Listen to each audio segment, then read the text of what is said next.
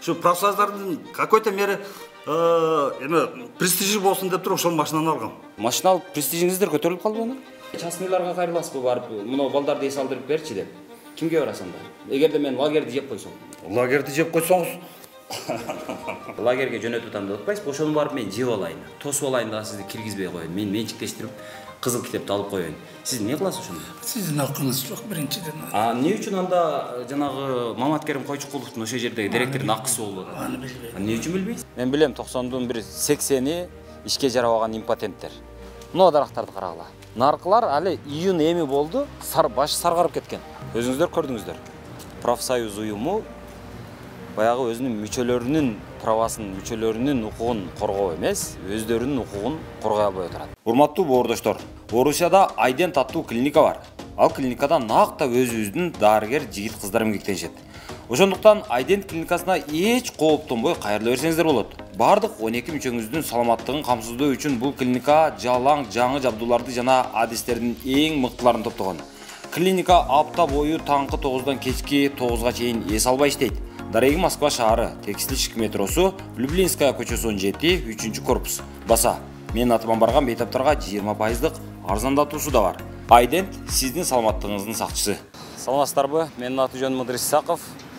Кечеги жанагы профсоюздун пансионатында болгон окуя боюнча азыр жаңылык жок. Эгер сиз курулуш баштасаңыз, ичпеген, колу тутпаган мыкты ширетүүчүнү тааныштардан издөөнүн кажети жок. Ширетүүчүнү ширетменден издеңиз. Бул үчүн такси чакырганда эле телефонуңуз аркылуу App Store же Google Play'ден ширетмен тиркемесине катталасыз. Анан ширетменде тизилип турган миңдеген ширетүүчүнү рейтингине карап жалдайсыз. Ширетменде ар бир ширетүүчүнүн анкетасы, кылган иштери жана сүрөттөрү чек-чейип билинип турат. Ширетмен менен ишиңиз бат жана сапаттуу бүтөт. Тиркеме бардык аймактарда иштейт. Мен экспертизага жөнөткөндөн кийин мен анализдеримди тапшырып келгенмин.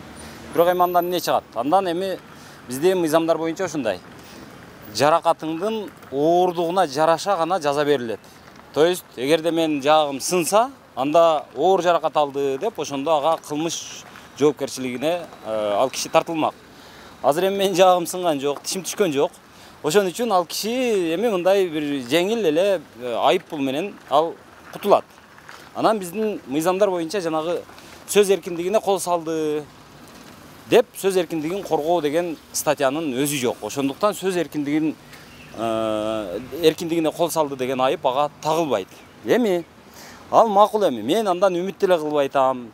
Эч кандай бир ошол кишини каматып берсин, тиги бу деген бир үмүтүм деле жок. Мен болгону азыр өзүмө талашып аткан жокмун. Элдин мүлкүн гана айтып атам. Мыйзамдын гана аткарылышын талап кылып атам. Эми ошол мүлк мына профсоюздар уюмуна карайт. Профсоюздар уюму элге кызмат кылыш керек. Анткени профсоюздар уюму ар бир профсоюзга мүчө адамдан мүчөлүк акы алып турушат ар бир ай сайын. Ал алган акысы өлүп кетсин, макул эми. Бирок алардын колунда миллиондогон сомдук, миллиондогон долларлык мүлктөр турат.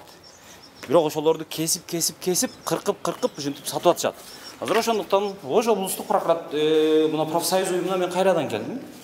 Азыр кирели дагы канча адам менен мүчөлүк акы төлөө боюнча келишим түзүшкөн.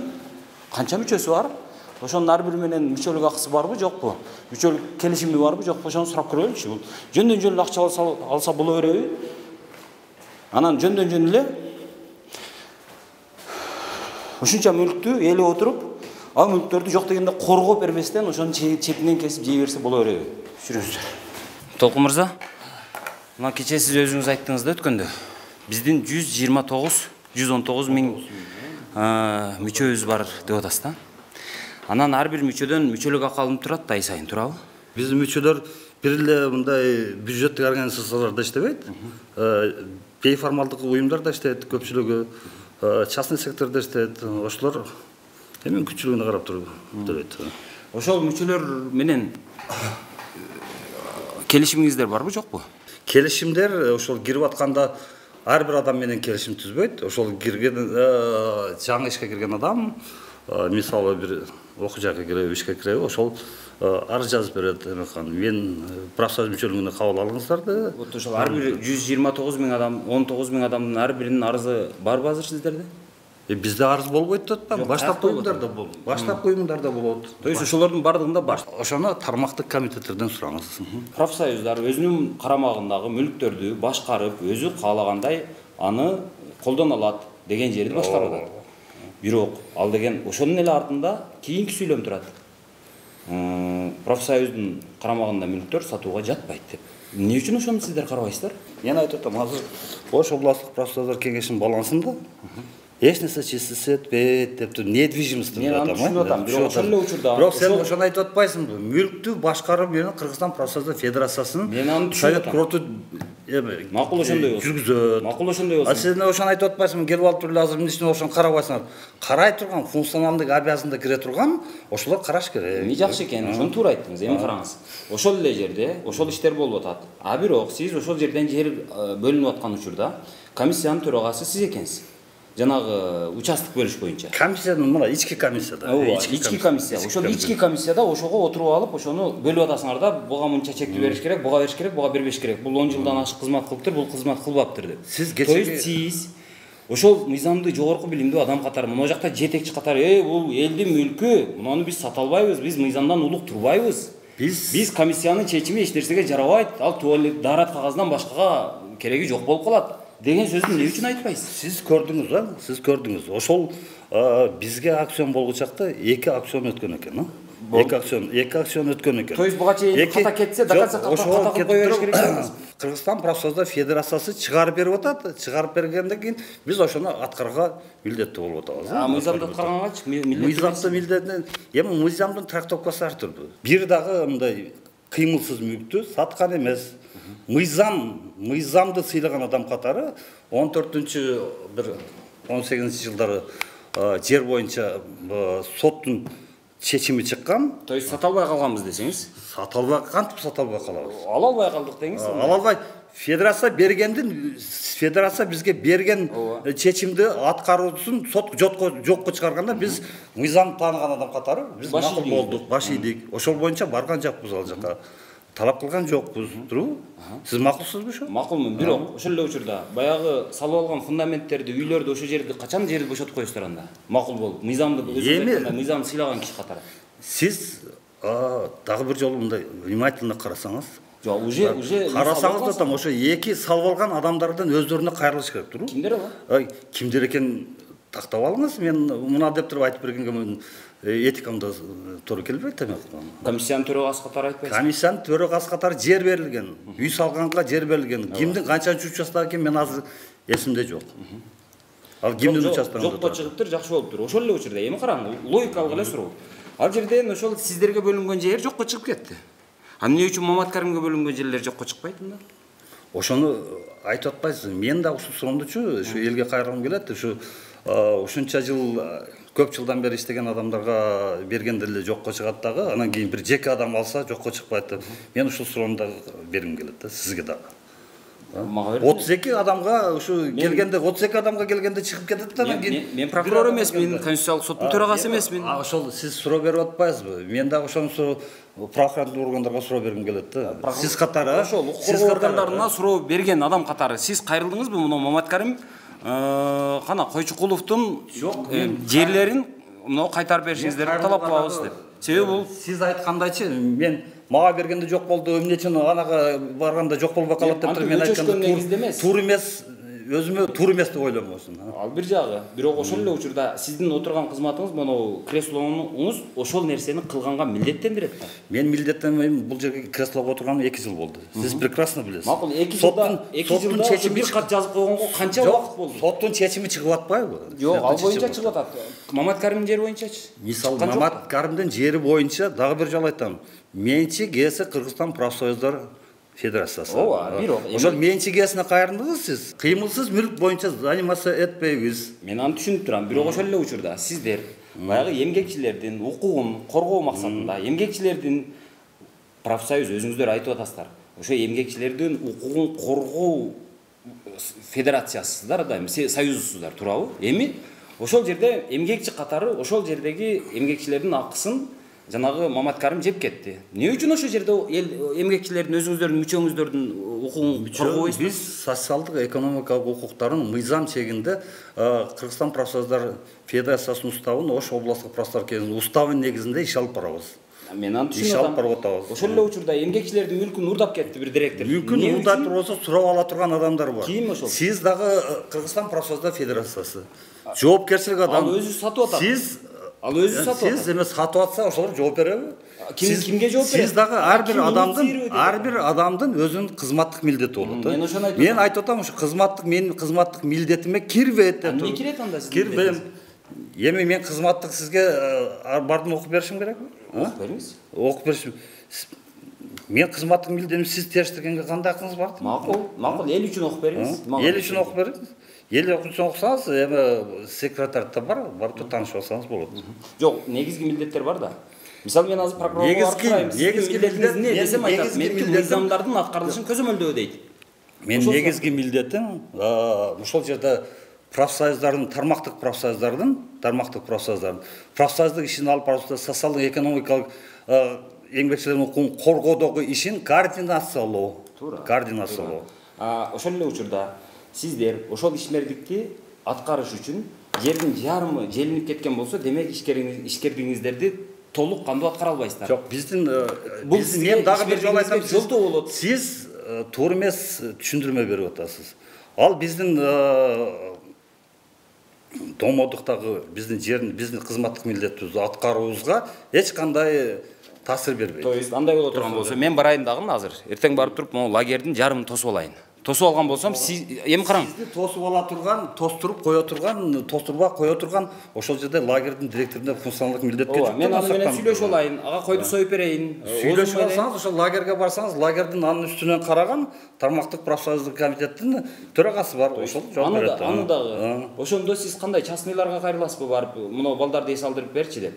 Кимге барасың анда? Эгерде мен лагерди жеп койсом.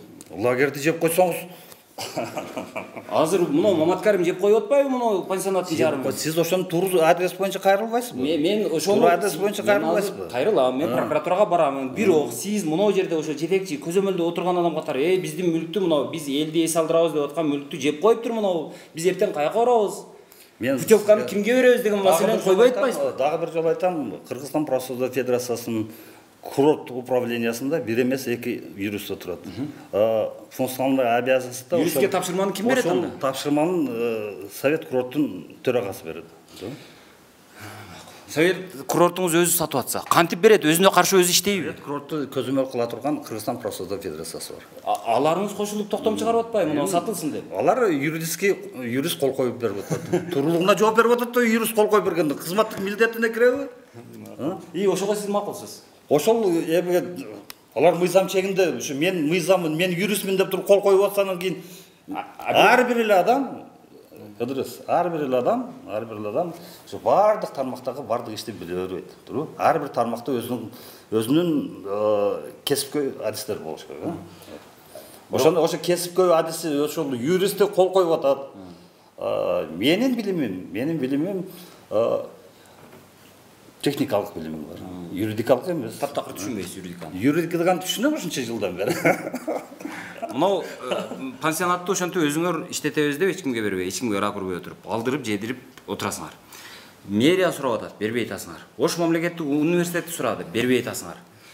Анда эмне кыласыңар? Эртең ошо жерди бөлүп үй салдырып, анан махалла кыласыңар. Ким бербей атат деп сага айтып атат. Ким айтып атат? Бир катын көрсөтчү мага, ушу официально кайрылган экен деп, мага кайрылбайт, Кыргызстан профсоюздар федерациясына кайрылган. Ушу бир письменно катын көрсөткүлөчү, анан кийин устный эле сөз өтүп, мындай эле деп туруп болбойт.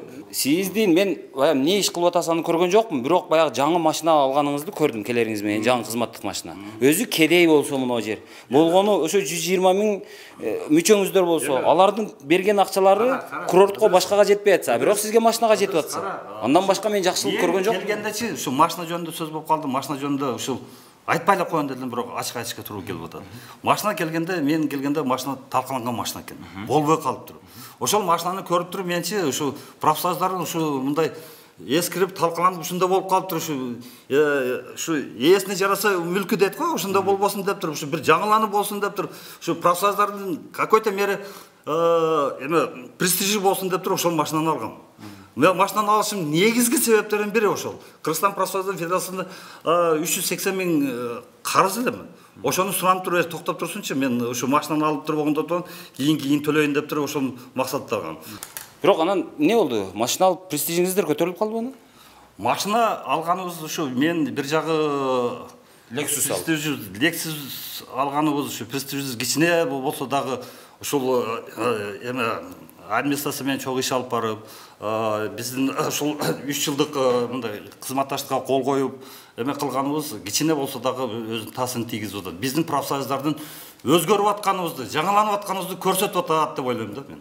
А эгерде сиз Lexus'та барбасаңыз администрацияларга киргизбей коё эле. Lexus'та барып эмес, мен жолдо жарым жолдо барып алып туруп, анан кийин мен Ош областык профсоюздун кеңешинин төрагасы болуп алып туруп, тармактык профсоюздардын машинасын кайра сурап туруп эме кылгандагы ушу Ош областык профсоюз кеңешинин барган сайын баркы кетет эле деп ойлойм. Илгери Исхак Разаковдор Виллисте жүрүп иш кылган. Ошол мезгилде эң жакшы машиналар Виллис болгон.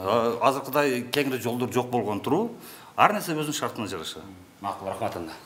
Сиз анда азыр жолдор тегиз экен, сиз спорткар алышыңыз керек эле андачы. Саламатсызбы? Менин атым Ыдырыс, фамилиям Исаков. Кандайсызбы? Жакшысызбы? Сабыр мырза. Айта бериңиз. Азыр сиздер кайсы тармак болуп калат? Билим берүү тармагы. Билим берүүдө сиздерде канча мүчө бар? Студенттер менен кошо 36. Студенттер дагы бар. Ооба. Контрагы бар. Контракт төлөгөнү бар, бирок баардыгын кызыкчылыктарын, укуктарын биз коргоп беребиз. Студенттердин дагы. Ооба. Азыр мисалы Ош мамлекеттик университетинде бүгүн маселе болуп атат. Кабарыңыз барбы? Жок. Не деген маселе экен? Мына кабарыңыз жок. Ош мамлекеттик университетинде сааттардын кыскарып кетиши боюнча мугалимдер азыр наразы болуп атат. Так.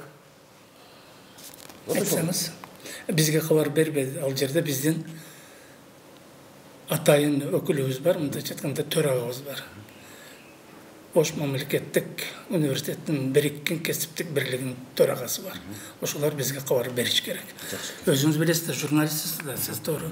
Бирөө гана кабар бергенде гана реакция болот. Биз эми өзүбүз кийлишкенге кат менен кайрылыш керек. Ооба, эң туура биз аны каттоого алабыз, Ыдырыс мырза. Анан каттоого алгандан кийин анан биздин юристибиз бар. Аларды чакырабыз. Мүмкүн ордунда, факультетте чечилип калар. Мүмкүн жогорку ректоратка чейин чечилип калар. Алардын да юриси бар. Биргеликте. Анан болбосо ошол адамдардын эгер арызы канаттырган болсо, жогорку органдарга кайрылууга акысы бар. Жакшы экен. Анан экинчиси ошол 36 миң дедиңизби, канча дедиңиз?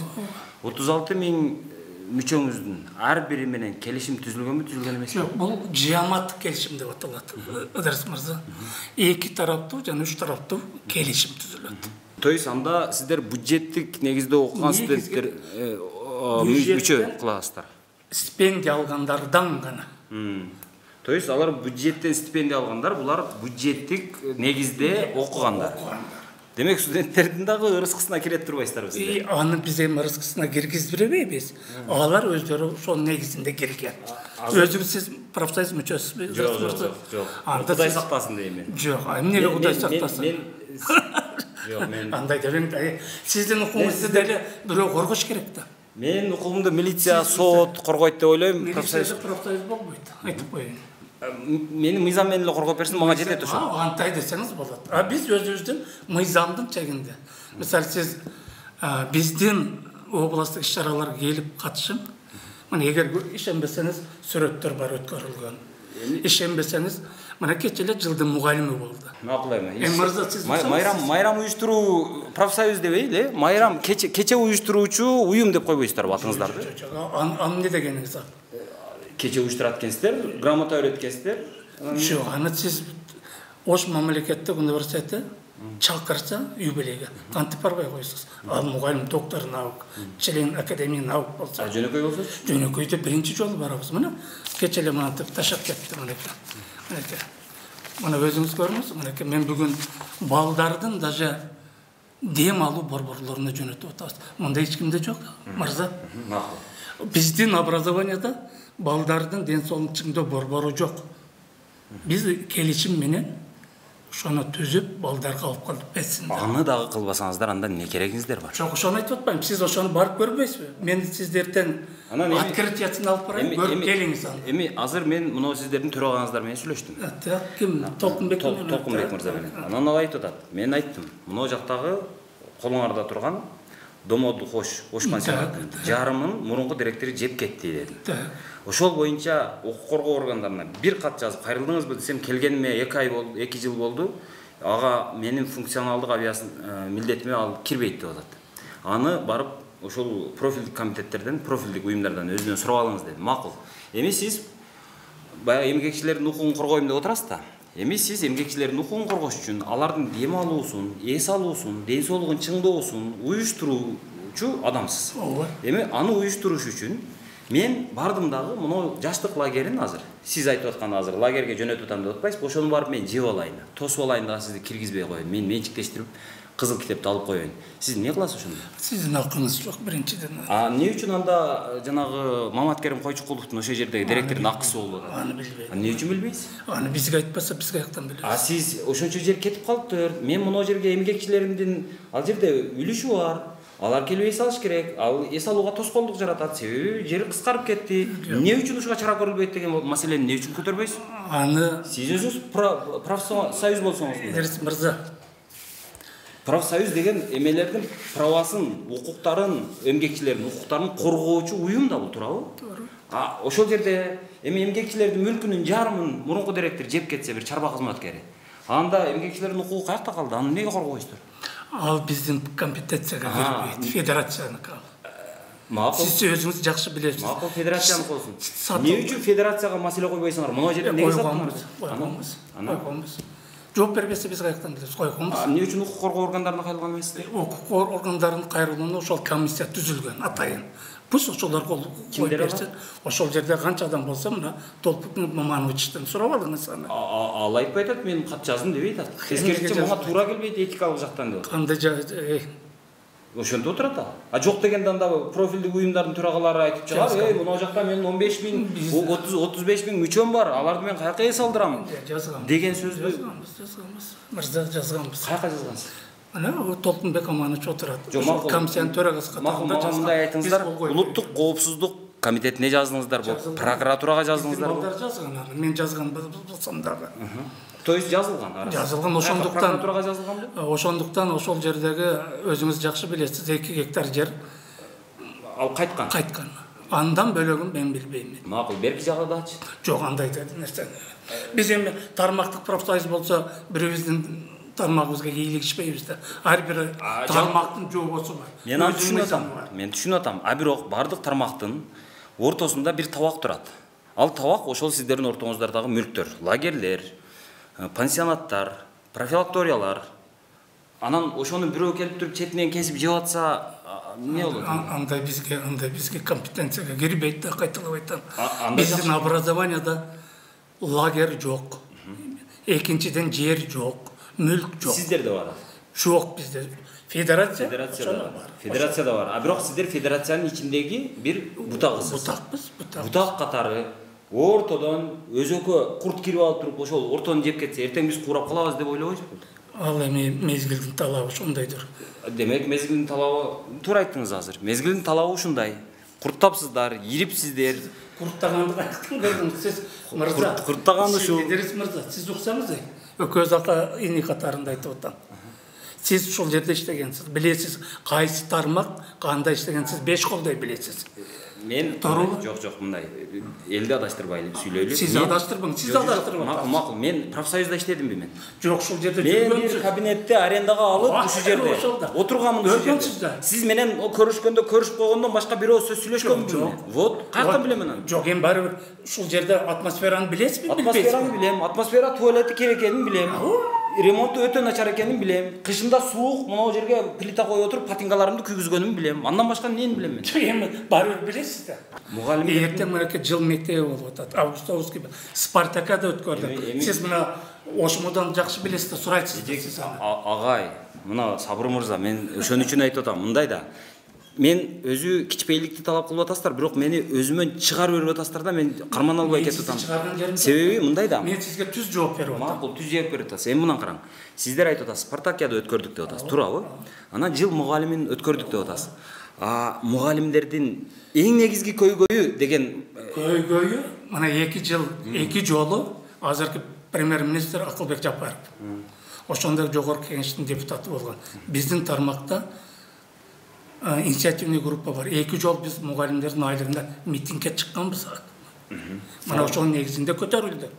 Мына канча жол сотто биз отуруп атабыз. Сиз элтегер менен байлансаңыз, шонор редактор айтат. Ким келди, кайсы тармактан сотто кызыкчылыктарын коргоп ордуна которуп берди деп. Мына 2 күндөн бери семинар өткөрүп атабыз биз. Мына эртең конференциябыз бар. Өзүңүз семинардын темасы эмне? Темасы ушу социалдык директорлерди, мына эртеңки жайкы дем алуу, балдардын дем алуусу элик кылып туруп мырза. Путевка алып беребиз биз. Мындан карасаңыз, мындай да. Айрыкча билим берүү тармагында мектептин директорлору 20 жылдап, 30 жылда отурган убакыттар бар. Андан сырткары мына бала бакчаларда энеси отуруп, келинине же кызына ошол заведующийликти өткөрүп берген учурлар бар. Бул деген сөз анын кол алдында иштегендердин жанагы укугун түздөн түз тебелегендикке жатат өз негизи. Адамдардын таптаза физиологиялык мүмкүнчүлүгү бар. Ал мыйзам ченемдүүлүк. Адамдар жаңы кызматка келгенде алардын эффективдүүлүгүнүн пигине карай барат. Пиги болот. Пигинде 5 жылда жетет, 10 жылда жетет. Бирок андан кийин түшөт, адамдын энергиясы түгөнөт. 30 жылга чейин адамдын энергиясы жете бербейт. Эмне үчүн ошолорду наркылардын укугуну аларды басмырлатып, ошол жерде өмүр бою кандай кылып отургузуп коюп, карап отурасыңар дагы биз ошол жөнөкөй жанагы мүчөлөрүбүздүн укугун коргоп атабыз деп атасыңар. Кана коргогонуңар? Мына сиз айткандай кичпейил сүйлөйүнчү мына. Жакшына карайт. Кичпейлиңизге чоң рахмат. Өзү журналист ушундай болуш керек да. Мына ошол эле дагы бир алыс барбайлы, кечеге эле мисал. Мамыров ошол жерде директор болуп отуруптур. Пансионатта. Андан кийин бир тууган иниси Койчукуловго өткөрүп берип атат. Койчукулов келип туруп, канча жыл, 10 жылдай отурганбы? Ошол 10 жылдай убакыттын ичинде дээрлик жарымын дебейин, эми бир 4-5-6 5тен биринби, 6дан биринби менчиктештирип алыптыр. Бир нече корпусун алыптыр. Ошого алып барып атпайбы бул көп жылдык отуруш? Биринен бириге, агадан иниге өткөрүп бериштин кесепети. Ошону өзүңөр көрүп атпайсыңарбы? Мен ошол жерде Кудай сактасын ошол жерге алып барып баламды эс алдыргандан. Мен алып барбайм, мен мүчө дагы болбойм сиздерге, баламды ошол жерге алып барып эс да калдырбайм, өзүм дагы эс албайм. Мен эс алсам, акчамды кылып алып, жакшынакай бир жеке менчик бир жерге барсам, адамдай кылып тосуп алса мени. Жаркыраган жерде болсо, таптаза жанагы пастелдери таптаза болсо төшөк оруну. Мен ошол жерде жатып, кондиционердин астында вот ошол жерде эс алам. Мен эмне үчүн барып туруп ошол жердеги мусорканага мен барып эс алышым керек? Азыр Идрис мырза, мына өзүңүз көрдүңүз, биздин мугалимдердин айлыгы жакшы болуп калды, туура. Азыр биздин профсоюз инфляция кандай болуп калды? Аныңызга кошулуп туруп турсаңыз мен жооп берейин да. Профсоюз берген путевка менен берүү эмес. Путевканы азыр любой сиз айткандай өзү сатып алганга. Бул фоттон келет. Ол 0,25 которуп. Чет өлкөгө алып кетем мен билет. Пожалуйста. Мына биз август кеңешмесинде мыктыларды Турцияга жөнөттүк. Өзүбүздүн мүлктөрдүн баарын сатып жок кылганбыз. Же болбосо бизде мүлк жок, дагы кайталайм. Бизде профсоюздун мүлкү да эми. Аны ол федерациянын мүлкү бизге карабайт. Федерация баш ийип атасыздар да. Аны өздөрү ошол жерде чыгараттар. Ушинтип эле сөз айлантып берген мен. Өзүңүз. Макул, рахмат. Денсаулык жакшыбы? Жакшы, рахмат. Өзүңүздөр көрдүңүздөр. Профсоюз уюму баягы өзүнүн мүчөлөрүнүн правасын, мүчөлөрүнүн укугун коргоо эмес, өздөрүнүн укугун коргой албай отурат. Өздөрүнүн оозундагы нанын алдырып коюп, ошону коргой албай отурушат. Ошондуктан азыр мына жактагы ошол мүлк дагы бир 10 жыл отура турган болсо, ал жер махалла болуп калат. Ал жер кусок болуп бөлүнөт дагы, анан турак үйлөр салынат дагы, ал кадимки махалла болот. Болду. Ал жер оштун ортосунда турган алтындай жер эртең жок болот. Ошондон көрө, мына ушул жерден мен азыр Садыр Жапаров мырзага кайрылгым келет да. Сиз президентсиз, урматтуу Садыр мырза. Сиз буга чейин убада бергенсиз. Мигранттарды мына тез аранын ичинде, чукул аранын ичинде мен президент болгон болсом, кайтарып келип коем дегенсиз. Азыр канчалык деңгээлде кайтарып келдиңиз мен билбейм, бирок Мен сизге мындай конкреттүү сунушту берет элем да. Мынау ушул бар менен жоктун ортосунда ириңдей болуп, баягы мамлекеттик мекемелердин ичине кирген митедей болуп, сүлүк курттай болуп, ошолордун ар бир алган айлыгынан 1%, 1,5%тен жеп отурган ушул профсоюздарды жоюп эле салбайсыздарбы? Урматтуу жогорку кеңеш. Мына ошону эгерде профсоюздарды жое турган болсоңуздар, профсоюздардын колундагы мүлктөрдүн бардыгы сиздерге өтөт. Анан аны калыс, ачык, аукциондо сатпайсыздарбы? Бүтүн толук бөлүнгүс кылып, мисалы профсоюздун, мисалы ошол жердеги мына Оштогунун мисалында айтайын, Оштогу Ош пансионатын сатыңыздар. Толук 24 гектарбы, 24 гектарды сатыңыздар. 24 гектар бүтүн деп, анын бүтүндүгү эч качан бузулбай сакталат деген шарт менен сатыңыздар. Алсын, ошол жерге бир ишкер акчасын берсин, бюджетиңиздерди толтуруңуздар. Андан сырткары ошол жерге акчасын салсын, шартын оңдосун, суусун койсун, кураган дарактарын алсын, жаңы дарактарды эксин, жаңы пансионаттарды курсун, жаңы 5 жылдыздуу, 4 жылдыздуу мейманканаларды курсун. Эл эс ала турган шарттарды жасасын. Мына ошону кыла турган болсо, миңдеген, жүздөгөн адамдар ошол жерде иштейт, эмгектенет, айлык алышат. Мына ошондон анан кийин баягы ошол жерге мисалы азыркы профилакторияларды, санаторияларды, лагерлердин бардыгын мамлекеттик мүлккө алып туруп, аны ачык менчикке сата турган болсоңуздар, же болбосо көп жылдык арендага бере турган болсоңуздар, ошол жерде миңдеген жумушчу орундар пайда болот. Жок эле дегенде бир 10 миңдин тегерегинде жумушчу орун пайда болот. Мына ошол 10 миң адамды ошондо сиз, урматтуу Садыр мырза, 10 миң адамды сиз Россиядан алып келип Кыргызстанда иштетип койгон болот элеңиз. Урматтуу мынау жогорку кеңеш, сиздерди эл шайлаган, сиздер шайланып келгенсиздер, президент сыяктуусуздар. Сиздер демилге көтөргөнгө, эл үчүн, элге эффективдүү бир кызмат көрсөткөнгө, эгерде мындай зыянкеч нерселер боло турган болсо, ошолорду бар же жок кылып койгонго толук шартыңыздар бар, мүмкүнчүлүгүңүздөр бар. Демилге көтөрүңүздөр, айтыңыздар, профсоюздарды жоелу. Эми болду, эми ошо чалдардын ордосу кылып кармап отура бербейли аларды багып. Азыр эл эс алам десе, кааласа билетин алып алып Дубайга кетип атат, каалаганы Турцияга кетип атат, каалаганы Скөлгө барып атат. Мыналар жыргатпай атат булар. Жакшы адам келсечи, мен просто жаным эле кашайып атат, жаным кашайып атат. Ушу иштей турган адам келсе, бу жерде жөн эле гүл кылып койсо болот. Бул жери азыр май сактоочу жай экен, машинанын майлары сакталат экен, муну келип жүктөп кетип ушинтип турушат экен. Бул склад болуп калыптыр. Муну дагы арендасыны ушул эмеге пансионаттын жетекчилигине төлөйт. Пансионаттын жетекчилиги айтып атат азыр. Биз жалпысынан жылына бир 4-4,5 миллион сом аренда алабыз дейт. Ошол аренда менен өзүбүздү багып келатабыз деп атат. Бирок эми аны кантип иштетип атат, каерин өнүктүрүп берип атат, мен билбейм аны. Себеби эч нерсе бир өнүккөн, бир жакшыраак нерсе көзүмө көрүнгөн жок. Жок дегенде мынау жакта канал турат, астында канал турат, ошолордон алып туруп мынау жактарга суу дагы кыйратып коюлуп аткан жок да. Азыр Кыргызстанда мынандай, Ошто айрыкча, азыр аномальный жара деп атат. Бул адаттан тыш өзгөчө ысык күндөр азыр али алдыда. Эртең мына ушул аптапта шаар ысыкка чыдабай, көлөкө издеп барарга жер таппай калат. Мына ошондой учурда аябай эл топтолуп бүт эле ушул жака келип баш калкалай турган жер болмок бул жер. Эгерде суу коюлса, азыр бул жерге ошо суудан да аянып отурабыз, бар сууну коюп койгон киши жок. Мисалы мына, ушул жер жанагы директор отура турган жер экен. Директор 1 жылдан бери директорду көргөн, көзүн көргөн эч ким жок. Жок дешет. Келбейт дейт. Мына карагыла. Мына дарактарды карагыла. Мына дарактарды карагыла. Наркылар али июнь эми болду, башы саргарып кеткен. Мыналар курап калган. Мыналар азырынча турат эми, билбейм. Мынау кураган, чалапыла. Наркы кураган, мынанын башы кураптыр, наркы кураптыр, наркы кураптыр. Наркы катар турган бака теректердин бардыгынын башы июнь айы, май эми чыкты. Июндун азыр ортосуна келе элекпиз. Жалбырагы саргарып калыптыр. Бул бака теректи билесиңер.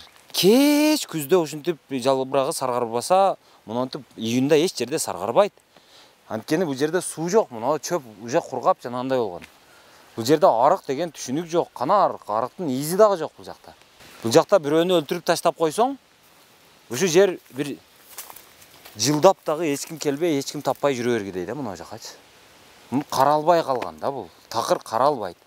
эмне кылабыз ушундай кылып муну кармап, ушул жерге директор дайындап, анан ушул жерден бир болор болбос аренда алып, ошол бир директордун айланасында бир 5-6 кишини бул жерден багып, анан профсоюзда дагы бир 30-40 кишини ал жакта багып, ошо гектарлаган жерлер турат. Ушунча миңдеген квадрат метр имараттар турат. Ошонун бардыгын азыр карасаң ошол биз эмгекчилердин укугун коргойбуз деп бир өздөрүнүн бутун сүрөй албай калган чалдар жеп отурат. Эмне кереги бар ушунун? Барын бар, жогун жок кылалы да, мына жер турабы, ачык аукционго коелу, профсоюз дегенди жоёлу. Бул профсоюз деген бул баягы бийликтин катыны болуп калган. Бийлик не десе, туура айтасыз деп коюп туруп берет. Илгери союздун маалында ошондой болуп түзүлгөн, бул азырга чейин ошол ойдон турат. Эч качан мыйзамга болсо жазып коюшкан. Бул профсоюз уюмдары ушул эмгекчилердин укугун коргоп, митингке чыкса болот, пикетке чыкса болот, марштарды өткөрсө болот деп. Жок, бир дагы жолу, мисалы муну Кыргызстанда ушунча жолу чоң саясий окуялар болду, профсоюздун атынан чыгып бир киши сүйлөп, бир жерде бир погода кылганын көргөн жокмун. Анткени булар ошол бийликтин катыны. Профсоюз эмес бул. Мына ушинтип ошонун айынан ушунча миңдеген гектар жерлер жатат да. Бул Ысык көлдө канча жерлер жатат? Жалал Абадта канча жерлер жатат? Курорттор жатат, пансионаттар жатат, профилакториялар жатат.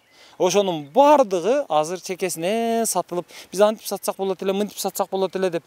Чындап сатканга келгенде жок, бул жер сатылбайт, сатканга болбойт, бул жер мыйзамыбызда мынтип жазылган дейт. Жалаң өздөрү алып атат. Мунун дагы азыр көрдүңүздөр. Мурунку директори орун басар экөө наркы бир капталын алып коюптур. Менчиктештирип алган жокпуз, сатып алдык дейт. Кантип саттың деген маселе турат. Мыйзамда бир эмес, 2 мыйзамда турат. Указда дагы турат, мыйзамда дагы турат. Биринчиден указда социалдык мүлктөр сатылбайт деп турат. Экинчиден булардын профсоюздардын өзүнүн профсоюздар жөнүндө мыйзамда дагы айтылып атат. Профсоюздун мүлкү сатууга жатпайт деп турат. Менчиктештирүүгө болбойт деп атат. Жок, булар өздөрүнө келгенде сатып атышат. Эл келип ушул жерде бир бизнесмен келип ушуну дүңү менен алайын, ушул жерди мынтип өнүктүрөйүн, өстүрөйүн, ушул жерде мен байыйын, салыгын төлөйүн, ушул жерди өнүктүрөйүн. Жок, ага төлөтпөйбүз. Мына жакта шаар турат азыр, бош. Бош кайнап атат азыр. Мээ кайнаткан ысык азыр. Асфальтта баса албайсың ушул жерде. Мына жакта келсең ушунча бак, ушунча жер азыр мынтип каралбай тикен басып жатат, куурай болуп. Дарактары куурап атат. Не кереги бар бизге ушинтип? Мына бул директордун кабинети, директор отурган имарат. Ушул пансионаттын директору отурат бул жерде. Анан куураган дарактар тетиги жерде турат. Анан ошодон мына директордун кабинетинен 10 метр бассаңыз, мына жерде лыңылдаган, мындай сууга бай канал агып атат. Ушул жерден ары качпа. Кетмен көтөрбө. Болгону бир 15 метр шланганы алып келип, Кытайдын шлангасын. Метрин 50 сомдон алсаң, ашып кетсе бир 700 сомго ушул жерге бир шланганы алып келип таштап койсоң болот. Таштап туруп, мына жака мындай кылып койсоң, ушул жака сууну өзү шоруп, өзү чыгарып берет. Эгерде жок, мына жака чыгарам десеңиз, болгону 5000 сомго, мына жака азыр Кытайдын баягы насостор бар. Мына жерге насосту салып туруп, мына жерден бир зымды алып келип светке сайып койсоңуз, мына жактардан бери ошо шланга менен көгөртүп коет. Жок дегенде көгөртүп турса кана эле бул жерде. Бул илгерки эми коммунизм ушул жерде туруп калган да. Коммунизмди айтып коеюн. Коммунизм деген бул мыйзамды, ережени бетине тосуп алган уурулардын, бюрократтардын, чиновниктердин бийлиги. Ал жерде саясат болбойт, ал жерде каршы терши пикир болбойт, ал жерде акыл эстин жарышы болбойт, ал жерде амбициялардын жарышы болот, ал жерде интригалардын жарышы болот. Ошондуктан коммунизм кыйрап калган, эч жерде коммунизм жашай алган эмес. Коммунизм жашабайт. Ошондуктан коммунизмден үмүттү үзүш керек. Мынантип отура бербеш керек. Мына коммунизмдин ошо бир эмеси ушул жерде калды эле, ушул жер жатат мынантип бозоруп. Ошондой килтейген бак азыр куурайын деп бүткөнү калды мына. Дагы бир 5 жыл тура турган болсо, бул жерден эч нерсе калбайт буйруса. Эмне кереги бар ушунун? Азыр мени жанагы айтып атпайбы кээ бирлер, Ыдырыс орой, Ыдырыс Попов, Ыдырыс кичпейил эмес, журналистиканын этикасын сактабайт деп. Туура. Бирок кээ бир чиновниктерди кесип аларды мындай токтотуп турбасаң, алар баягы узун жомокко түшүп алып ошолордун айтып отура беришет. алар сиздерге дагы кереги жок, мага дагы кереги жок. Ошон үчүн аларды кесип баягы жалган маалыматты берип, элди адаштырып, чаргытып кетип аткан маалда баягы бетине берип турбасаң, булар ошодон пайдаланып кетет. Ошон үчүн мен аларды кесемин. Ал сиздерге оройлук болуп көрүнүшү ошондой сезилиши мүмкүн. Ал үчүн мен кечирим сурайм. Бирок аны кылганга аргасызмын. Анан азыр эми мына Ош шаардык прокуратурасына келдик. Мына пансионат ушул Ош шаарында жайгашкан. Эми мен азыр прокуратурадан сурайын деп атам. Прокуратурада бир эле маселе бар. Прокуратура бул атайын айлык алып, мыйзамдардын аткарылышын, мыйзамдардын сакталышын көзөмөлдөгөн орган. Анан мыйзам бар. Андан сырткары ошо мыйзамдардын негизинде чыккан мекемелердин өздөрүнүн жетекчилеринин токтомдору бар, чечимдери бар. Ошого окшогон. Бирок эч кайсыл чечим, эч кайсыл токтом мыйзамдан өйдө тура албайт. Анткени мыйзамды сиздер топтолуп, көпчүлүк добуш менен шайлап берген депутаттар чыгарышат. Анан аны бүткүл эл шайлаган президент бекитет, өзүнүн колун коет, растайт. Ооба, ушул мыйзам дейт. Анан мыйзам турса, мыйзамды аттап туруп эле бир мына федерациянын жетекчиси ушул мүлк сатылсын дей берсе, анан ал сатыла берсе, ал мыйзам болбойт ал. Андай боло турган болсо, же мыйзамды туалетке апарышыбыз керек, дарат кагаз кылышыбыз керек. Же болбосо, эгерде мыйзамды сактайбыз дей турган болсок, анда мына токтомдорду, мына буйрук чечимдердин баардыгын анда булар даратканага кетиш керек. А бизде азыр мыйзам дагы жашап атат, мыналар дагы жашап атат. Ортодо жер кетти. Ортодо Ош шаарынын ортосунда турган алтындай болгон бакты, 24 гектар бакты азыр кыскартып 19 гектар кылып, калганын менчикке өткөрүп бердик. Дагы ушул жол менен кете турган болсок, дагы ошол жер эртең бир нече жылдан кийин махалла болуп калат. Прокурорго киришим керек эле. Прокурор жок эле, сизди зам кутат. Абдырашып калат. Зам бечара түзүк экен, ал бардык ударды өзүнө ала берет экен. Бирок мен прокурор өзү жооп берсе жакшы эле да.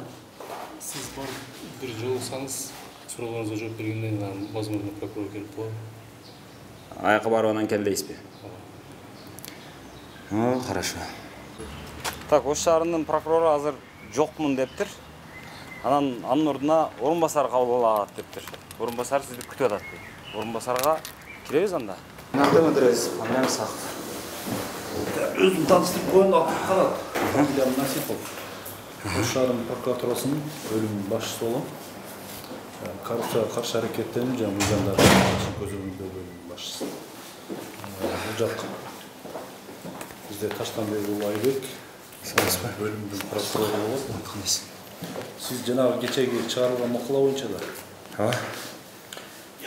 Сиз жанагы журналисттик иликтөөнүн жыйынтыгы ошол сиздин YouTube каналыңызга жарыялангандан кийин атайын мен билдирүү менен кайрылып, бизде система электронного документирования деп коет.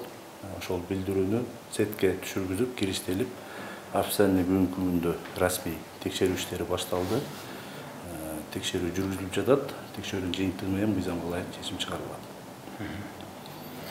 Анаңыздар жакшы экен, бирок мен сиздерди бекер эле отурса керек деп, мынантип даярданып, бир катар кагаздарды көтөрүп келдим эле. Мына ошол эмненин негизинде мыналар сатылган, менчикке өткөн деген нерселер бар. Эми сиздерде бунун кереги барбы, жокпу, же сиздерде жетиштүү маалымат барбы, жокпу билбейм. Маалымат, конечно, керек. Ал жерде иликтөөнү сиз өзүңүз жасап атасыз да. Керектүү маалыматты азыр Айбек Таштанбекович сиз өзүңүз кабыл алып, керектүү маалыматтар болсо, түшүнүк бере аласыздарбы? Түшүнүктүү. Жөн эле мындай эле оозек эле айтып болсо, керектүү маалыматтарыңыз, тийиштүү документтердин көчүрмөлөрү болсо, ошолорду бериңиз. Биз ошол текшерүүдө ошол материалдардагы чогуу ошол материалга тиркеп, ошол укуктук баа бергенде ошол сиз айткан жагдайлардагы текшерүүдө укуктук баа берилет ар бир болгон. Азыр эми алдын ала маалыматтар боюнча мен деле бул кызматка жаңы дайындалганга байланыштуу мурда кандай текшерүүлөр болгон, эмне болгон боюнча толук маалыматым жок экен, бирок алдын ала маалыматтар боюнча где-то бир 30дан ашык ошол жердеги жана менчиктештирилип кетти же жеке жактарга өтүп кетти дегендер боюнча кайра кайтаруу үчүн сотко дооруздар келтирилген деген маалыматтар бар. Андан сырткары кылмыш козголгон деген маалыматтар бар. Азыр бүт ошол архив документтерди сураттабыз. Андан сырткары госрегистрге, кадастр мекемесине да тиештүү сурамкаттарды жиберип, мындайча айтканда текшерүү иши эми гана башталды. Өзүңүзгө маалым болгондой 14 жумушчу күнүн ичинде текшерүүнү жыйынтыктап, мыйзам ылайык чечим чыгарылып, сизге бул мындайча айтканда баягы материалдын кириштөөсү сиздин ачык кайрылууңуздун негизинде болуп атат да, сизге кошумча маалымат берилет, эгерде кааласаңыз. Макул, бирок мындай болуп атат да, мен ошол жанагы Абдыкарим ким эле, Койчукулов менен сүйлөшкөн учурда, ал айткан, мен буга чейин мени ошол прокуратура текшерген, улуттук коопсуздук кызматы текшерген, бардыгынан мен таза чыкканмын, маселе жок деген да. Азыр эми кантип кайра бир мурунку прокурорго каршы азыркы прокурордун чечими каршы келип калса болор э? Эми мындай да, текшерүү ар тараптуу болуш керек да. Может, мурдагы текшерүүлөрдө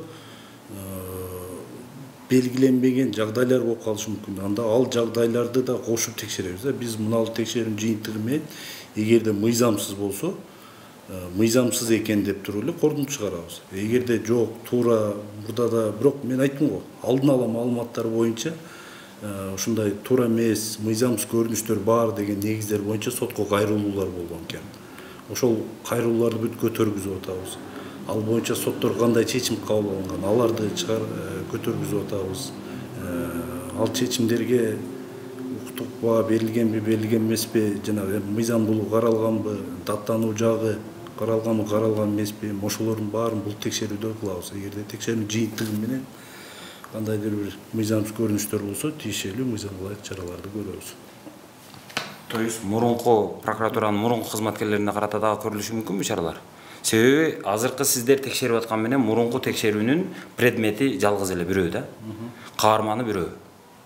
Эми ал маселени мурдагы текшерүүнүн азыр биздин текшерүүнүн жыйынтыгы менен анан бул суроого жооп берсем туура болот да. Текшерүүнүн жыйынтыгы менен эгерде мурдагылар туура деп, анан биз туура эмес болгон экен десек, анан ал эмнеден алардагы мурдагы текшерүү дагы бир негиздейт да, чынбы?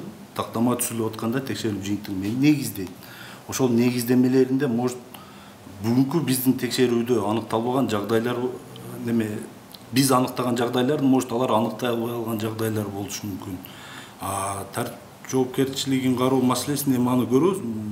Демек сизге чейинки прокурор барып, оозу майланып, анан кийин ошол бир көрө турган жагдайды көрбөй, көз жумуп кете берген болсо, бул жөн гана байкабай калгандык болот. То есть анын прокурор, на то и прокурор, эми мисалы мен прокурор эмесмин, бирок мындай да. Мына жерде буйрук чыгып атат. Мисалы, мына Бишкек шаары дейт. Мына профсоюздун, федерациянын төрагасы кол коюп атат. Мына мүлктөр сатылсын. Же мунуну сатуу боюнча муналардан түзүлгөн комиссия ишке киришсин дегендей буйруктарды берип атат да. Бирок ошол эле учурда мен профсоюздөр жөнүндө мыйзамды окуп чыктым. Мына сиздин алдыңызда турган мыйзамда турат. 98-жылы чыгыптыр. Акаев кол коюптур президент кезинде. Ошонун 3-главасында турат. Профсоюздун мүлктөрү менчиктештирүүгө жатпайт деп. Булар нени кантип айланып өтүп, анан кийин мына буйруктарды чыгарып анан сатып атышат. Эми ошону мен айтып атпаймынбы? Азыр сиз айтып атасыз да, мурдагы текшерүүлөр көрбөй калган болушу мүмкүн депчи. Ал эми бул алдын ала эле баягы мен көрбөй калышы мүмкүн деп айтпайм, мен мурдагы текшерүүчүлөр сатылып кетиши мүмкүн деп айтам. Сатылып кетиши мүмкүн деп, бирок мен айтып атпаймынбы? Алдын ала маалыматтар боюнча бул боюнча мурда кылмыш козголгон экен деп атам. 30дан ашык мүлктөрдү кайра кайтаруу боюнча сотко дооруздар келтирилген экен деп атам. Алдын ала маалыматтар боюнча. Азыр биз ошол документтерди бүт көтөргүзүп атабыз. Кылмыштын жыйынтыгы эмне болгон, тергелгенби, тергөөсүнүн жыйынтыгы боюнча кандай чечим кабыл алынган, ошолорду көтөрөбүз. Анда сырткары ал менен гана чектелбей, бүгүнкү күндө кайра да архив документтери алдыртып атабыз кадастрда. Алып өзүбүздүн көз карашы менен дагы карап көрөлүк, кандай чечимдер кабыл алынган, мурда толук чечим кабыл алынганбы, кабыл алынбай калса бул текшерүүдө кабыл алынабыз эгерде мыйзамсыз көрүнүштөр боюнча. ийгилик каалайм анда. Рахмат. Азыр мына пансионат боюнча маселе көтөргөн жалгыз мен эмес экенмин көрсө. Буга чейин дагы ал маселе көтөрүлүп, бир нече жолу сотко, прокуратурага кайрылуулар болгон экен. Ошонун негизинде бир 30 жолу текшерүү болгон дейби, ушундай дейт. Кыскасы ошонун негизинде дагы ошо 30 жолу текшерип дагы булар ошол пансионаттын мүлкү мыйзамсыз менчиктештирилгенин аныкталбай коюшуптур. Буга чейин прокуратура. Анан азыркы булар кайрадан текшерип атат. Азыр эми биз мурда бир байкалбай калган жерлерди тапсак, балким бирдеме болот, болбосо жок деп отурушат. Эми ошону текшерип көрөбүз деп. Ошондо дагы билбейм, азыр менин үмүтүм үзүлүп калды азыр. Үзүлүп турат. Анткени муну текшере турган СМБ эле, муну текшере турган прокуратура эле, убагында ошонун бардыгы кылган эмес, бирок эшектей болуп айлыкталып отурушкан, жешкен, балким сатылгандыр, соттор сатылгандыр. Кантип мыйзамдан кайсы бир федерациянын бир картаң бир чалдын эмеси жанагы токтому өйдө туруп калат. Андай болбойт да. А бирок ошонун бардыгына буга чейинки ошо 30 жол текшерүү болсо, 30 жол сот болсо, ошол 30-унун бардыгы макул, ушундай болот, ушун мыйзамдуу деп келген. Алар мындай алганда мыйзамды даарат кагазга айлантырышкан ушу жерде. Мыйзамды даарат кагазга айланткан. Азыр эми булар келип кайрадан эми биз мыйзам жолундабыз деп атат. Мөөнөт өтүп кеткен. Мөөнөтүн балким карайбыз. Бир жери илешкен болсо, анан тартып чыгабыз, болбосо жок деп отурушат. Маселе ушундай.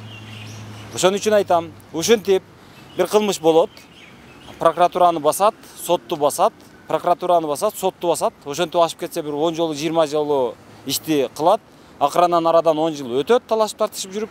Вот ошодон өтүп кетсең, кылмышың анан кылмыш болбой, мөөнөт өткөн болуп кала берет.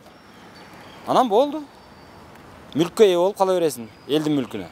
Ошон үчүн айтам, урматтуу мынау Садыр Жапаров мырза, кайрадан айтам. Урматтуу мынау Жогорку Кеңештин депутаттары, ар бириңиздер.